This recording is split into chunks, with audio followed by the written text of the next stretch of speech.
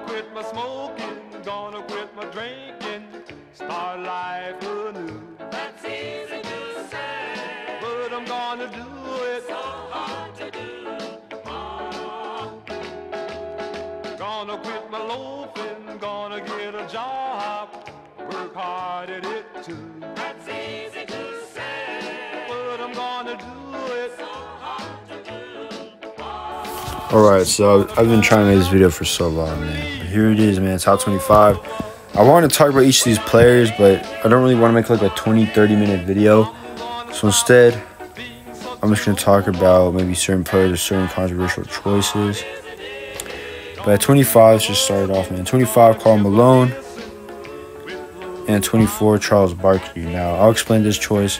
I put Charles Barkley in front of Karl Malone because I feel Karl Malone, even though he might have accomplished more, was significantly better defensively. I feel like Barkley would be more capable of winning a championship, which if you saw my honorable mentions video, I value a lot more. And they are interchangeable, so I guess maybe when I make my top 75, I might change this up. But for right now, I have Barkley in front of Malone.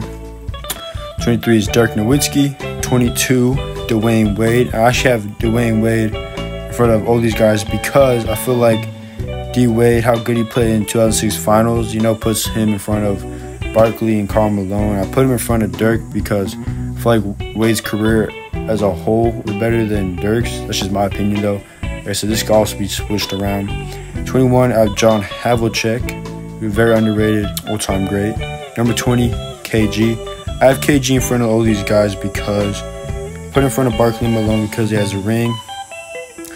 And I put him in front of those two and Dirk because of his 2004 MVP year, which is, I feel like, one of the best MVP years, especially in the 2000s and maybe all time. And also, him also being one of the best defenders of all time. Where Barkley wasn't really a great defender, or Dirk either. Karl Malone was pretty good, but not on the same level as KG. And I know all three might be better offensively, but I don't really care. I might be a little biased here. But 19, Julius Erving. I don't really have much to say. Number 18, I have Elgin Baylor. I have Elgin Baylor this high because I feel like, he's the greatest player to never win a ring, never win an MVP. And had he played in the modern era, he could have gotten an MVP. When he got in those, like, Dr. J, Karl Malone MVP, where it's like, oh, Elgin's having a really good year and he hasn't gotten an MVP yet. Let's just give him an MVP. He would have gotten, like, one of those. Also, in the finals, he repeatedly faced really stacked Celtics team. And, that's what I'm saying. But, like, that's why he couldn't capture a ring, but I feel like he could have been capable of it because he dropped 61 in NBA Finals games, so he's very dominant. He also, served in the military. We're also playing, NBA games on the weekends, and didn't even practice. He still averaged 38 and 18 while also being an MVP candidate. So that speaks volume. But yeah, Elgin Baylor 18, 17, Jerry West. I put Jerry West in front of Elgin because Jerry West accomplished more and actually got a ring, And, he's also the logo, which is like a huge accomplishment, of course. Number 16, Moses Malone. I don't have much to say about Moses Malone, but Moses Malone is very underrated. 3-time MVP. No one really talks about him. But, 3-time MVP, man, don't sleep. He also, was part of the 83 Sixers team, which was pretty dominant. They went 12-1 in the playoffs. He owned Kareem in the finals. He also owned Kareem in 81 with his Houston team. But, yeah, 15, Oscar Robertson. Oscar Robertson, just to understand the impact of Oscar Robertson, man. I mean, first of all, that triple-double record, do you know how long that record stood for, bro? How long? It was like 60 years or something? I don't know. I changed this when I edit. But yeah, also, just to understand his impact, too, he was the second guard ever to win MVP. And the next guard to win MVP would be in 1987, would be Magic Johnson, who's 6'9". So I'd be like 24 years later. And then the year after, MJ won the MVP in 88, who's actually like the same height as Oscar. So for someone the same size as Oscar to win the MVP would be 25 years later.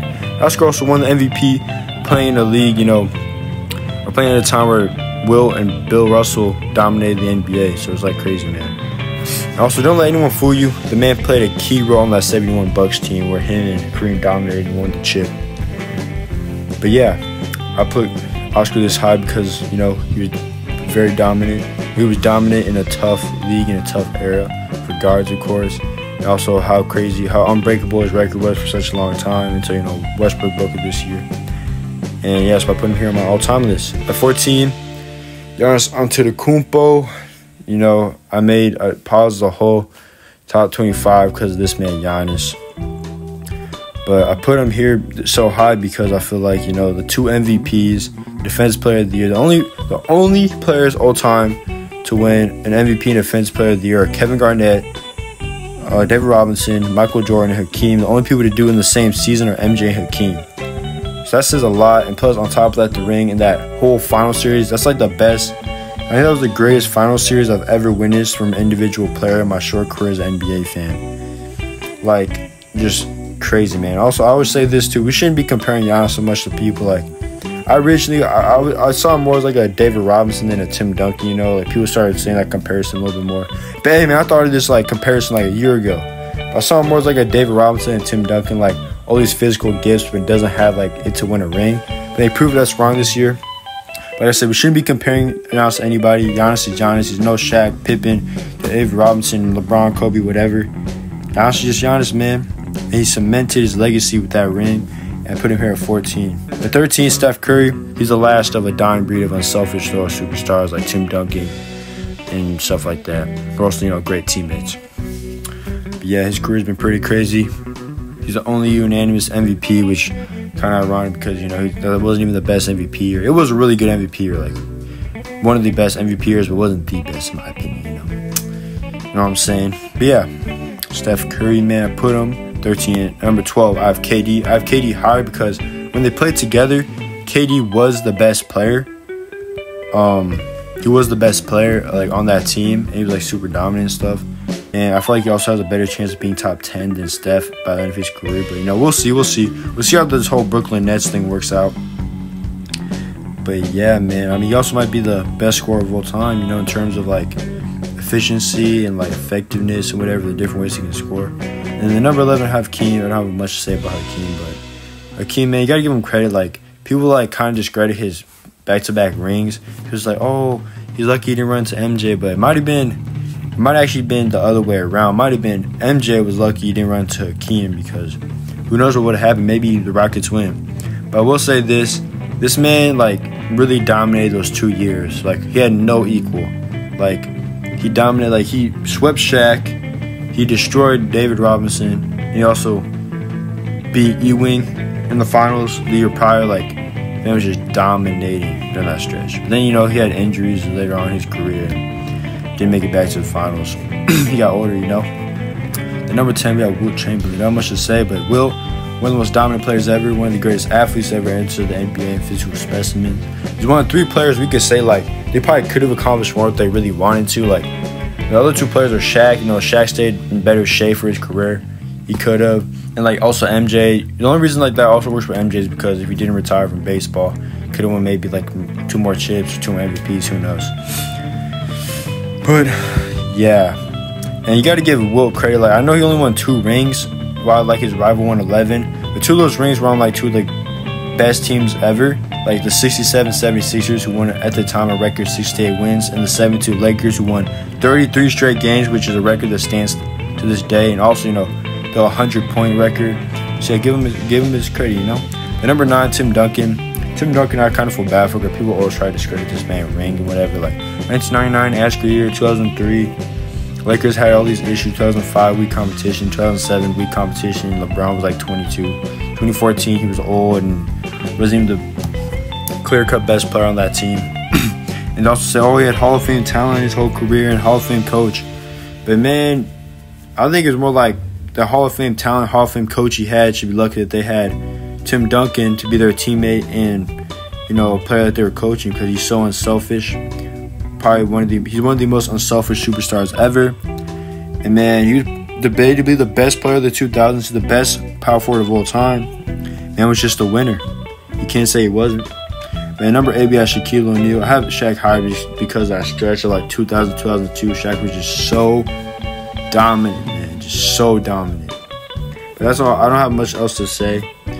I just want to get to Kobe, number 7. Kobe. I mean, Kobe wasn't my favorite player or anything all the time, but he's definitely like one of my bigger inspirations in terms of, you know, the mom mentality and working to be your best self and whatever. I I mean, put him in front of Shaq because he got more of his career. I feel like he has a bigger impact than Tim Duncan, also having the same amount of rings. I mean, people try to say Kobe's an MJ copycat. I mean, I guess he kind of is, you know, kind of replicated his game, but he also replicated other Legends games like Hakeem, Magic, you know, just, you know, all the players he looked up to and were his favorite players growing up. But yeah, I can't believe the man's only a one-time MVP winner, man. That's crazy. And this man like also ranges from so many places all the time, like 5 to 15, you know. I mean, it's crazy. I mean, he's one of the most influential players ever, and like you can see a lot with younger players, and people like to put him top 5 because, you know, just biased. But I don't know if he really is, man. I mean, maybe. I guess it depends. I mean, with all his rings, that's why. But given what I value, you know.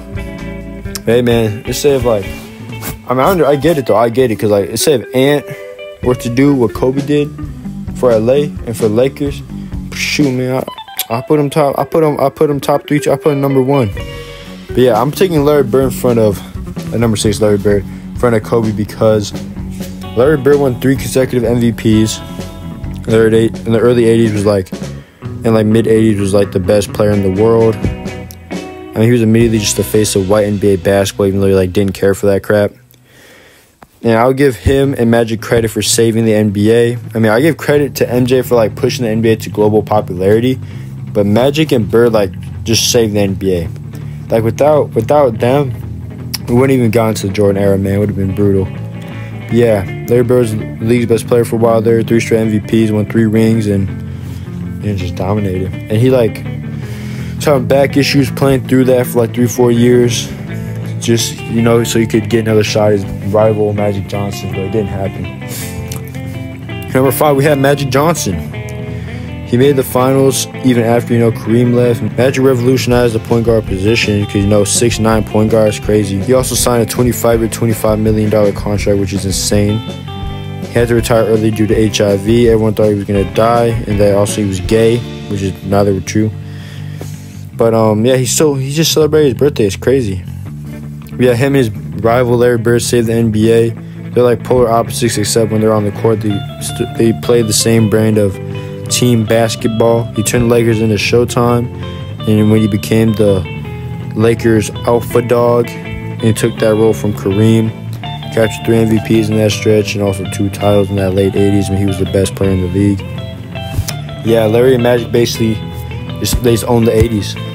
Except for like 83 when Moses Malone, you know, took that chip. Okay, number 4 though, Bill Russell, the greatest winner in American pro sports. Very underrated. Man, you know, before Bill Russell, people wouldn't even jump when they block shots. Like, they're like, oh, you shouldn't be doing that. And then Bill Russell completely changed it. Him, Dr. J, and Elgin Baylor turned the game into a more athletic one. They turned basketball into a more athletic game.